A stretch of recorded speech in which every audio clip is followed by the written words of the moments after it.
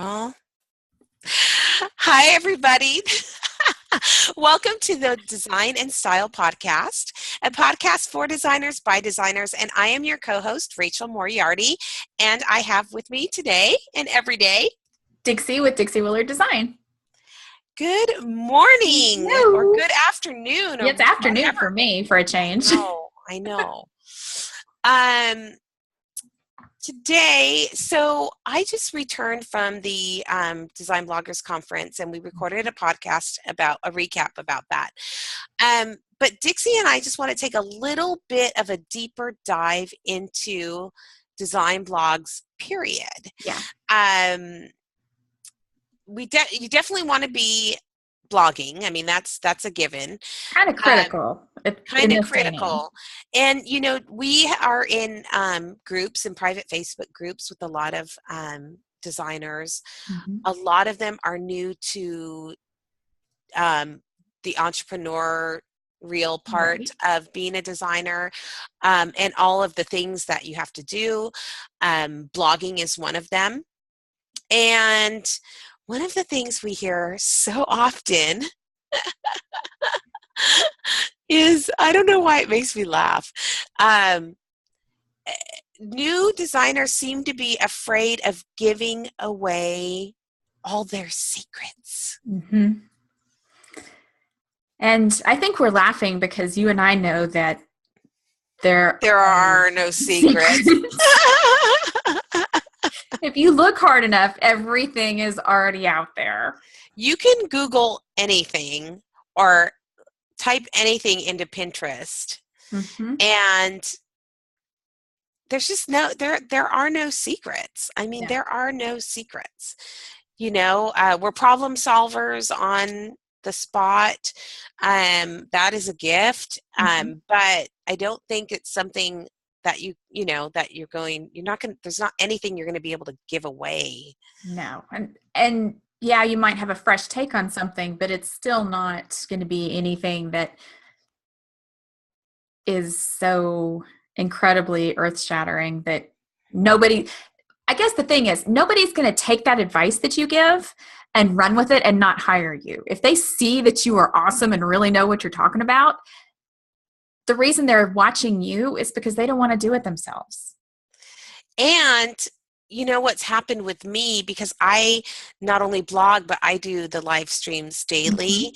So I constantly, either I'm getting like private messages about, questions that real clients ask or prospects ask, and I'll talk about that. And usually the person that asked the question will then rehire me, because even though I've explained it live on Uh-huh. Facebook, like for example, this happened with a patio project. Somebody, I did a slab to fab sort of Ooh. talk. Somebody had asked, hey, spring's coming, can you talk about, what I can do with my patio?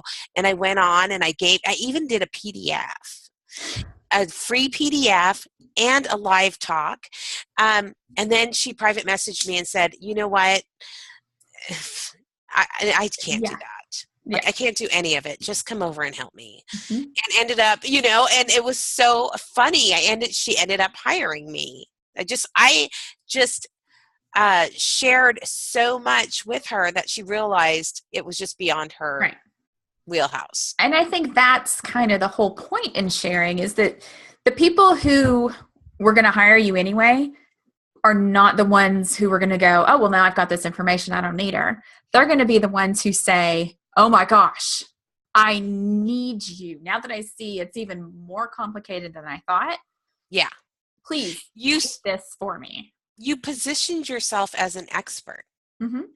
when you do that. And so that's what people want to hire, is an expert, you Yeah. know? Um, I think the person that's going to take anything that you say in a blog and do it is what is your DIYer, and they were never going to hire you in the first No. place. Nope. So you might as well, you can still build a loyal following with DIYers. They may down the road need you for like an e-design or a Mm-hmm. one-off service, a color Or consult or. they could realize that they really don't know what they're doing. And say, Mm-hmm. I think maybe I do need you after all. Yeah. Because it just doesn't turn out the same if it's not something that you're good at. If you're good at it, I've even have DIYers do they can only get to a certain point. right. Um, and I think they'll even admit that they cannot get that finished, styled, magazine-ish look. Mm-hmm. That takes the expertise of a professional. Right. They can get it close, but they can't get it all the way there where you would take a photo of it. It still looks, there's just something askew, something Mm-hmm. slightly off, if it isn't like professionally laid out and styled, you can only get so far with it. Right. Yeah. And I like to compare it to, there are so many jobs out there. I can Google anything I want to about medical issues and Mm-hmm. find all kinds of answers, some of which will be great advice, some of which will be horrible advice. But I'm still going to go to the doctor if I'm sick. I'm not going to not go to the doctor just because I Googled something and it popped. In fact, I've kind of learned not to Google stuff because you have every ailment on Google. I have this bump on my face. What is it? And suddenly you're convinced you have brain cancer and you're right. going to die. Right, exactly. That's so don't be afraid to share stuff because it's just going to show that you know what you're talking about and really a lot of times convince people that they really don't want to take it on themselves. Absolutely. It's a mindset. Yes. It's a mindset thing. So if you think that writing a blog post, giving decorating advice, or design advice, if you think that that's going to steal or take away from your pie, Mm-hmm. I think you need to to me, I think of it as like a scarcity mindset. It's not. It's actually, you're just giving more value. Mm-hmm. You're putting more value out into the world, and that circles back to you. It really does. And you and I, Dixie, have been doing it a lot, whether it be on our posts via social media, Mm-hmm. whether it's on our live streams or videos, and our blogs. We are giving information out. Mm-hmm. And we are not running, the well has not run dry on our projects. Our pipeline has not run dry because we have given away our secrets, Mm-hmm.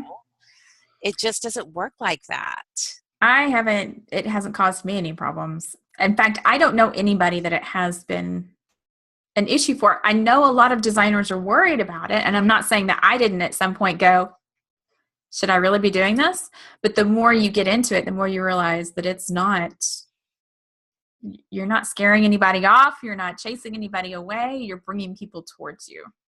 You're magnetizing them, actually. And I think that's how, when I think of any of the blogs that I followed, or even, I'm kind of like, I like YouTube people too.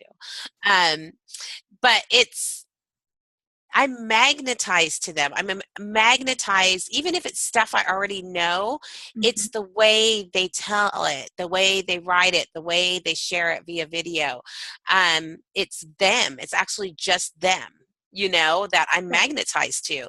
And that's what you're trying to do with your blog is you can't find your voice until you use your voice. So you're finding your voice, you're sharing your voice, and you're attracting your ideal clients to you. That is what you're doing with your blog.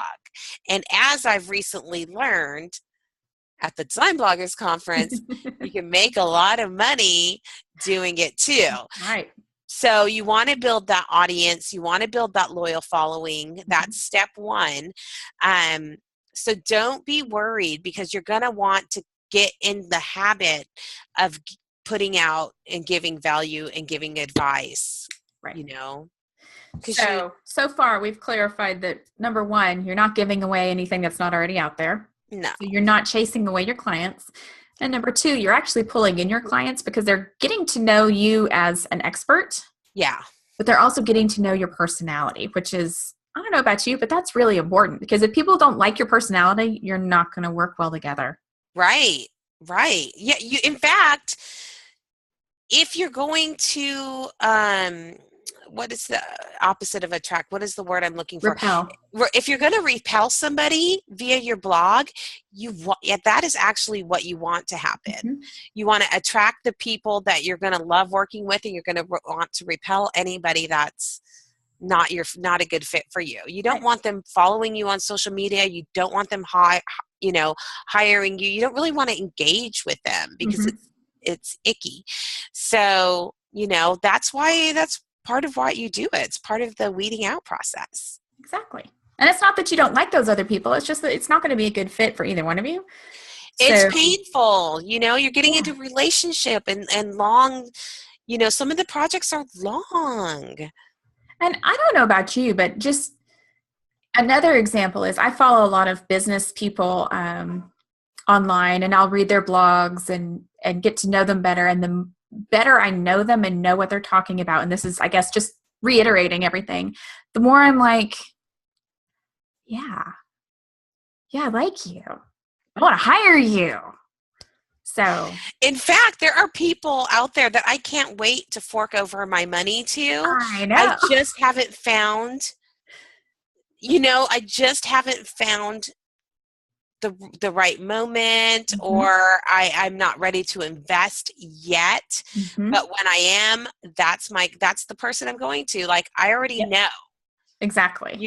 Like if I had, $3,000 over, extra right now, that would definitely go to that person because they've shared so much. I like their vibe. I like their voice. I like what they do. I like what they're about. Mm-hmm. And that's kind of what you want people to do with you. It's like, well, I don't have, I can't decorate my whole room yet, but I'm saving for it. And And when I am ready, I'm going to hire Rachel Moriarty. Yeah.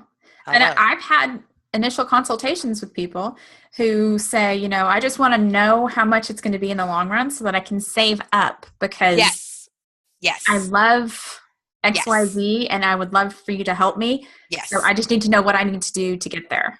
Yeah. And I think I've talked about it too, where I've had people put the bulk of their money in my design fee and very little on new purchasing because they know I can come in and create magic using a lot of what they own. Mm-hmm. So, that is, definitely don't worry about giving away the secrets. Give it away. It's not like, why buy the cow when you get the milk for free? That's not like that. No, it is not like that at all. Not like that at all. This is just giving you that little taste so you'll come back and get some more. Yeah. We hear also, how can I compete with free advice? You're not competing. I think we're all adding, as an industry. I think we're adding to the pot. We're not taking away anything, or nobody, even if you and I wrote the exact same topic, we used the same topic sentence. Mm-hmm. Two completely different posts. It would be, and that's why we do this podcast, because you and I approach everything so differently. And, don't worry about the competing part, with free advice, because people are still going to come to you. They're still going to use their money and, they're still going to spend it on your fee. That is not going to go away. Nope. Not at all. No, ma'am. Well, I think this one's just a really super short episode, but we kind of thought it was important because we keep hearing that, and we really wanted to talk about it, especially after Rachel's visit to the blog conference. It's kind of on our minds, and we just wanted to talk to you about it. And we want you out there blogging. We want you out there blogging, growing that audience, and sharing your expertise with us, right along with us. And that wraps up this episode of the Design and Style podcast. Bye, guys. Bye.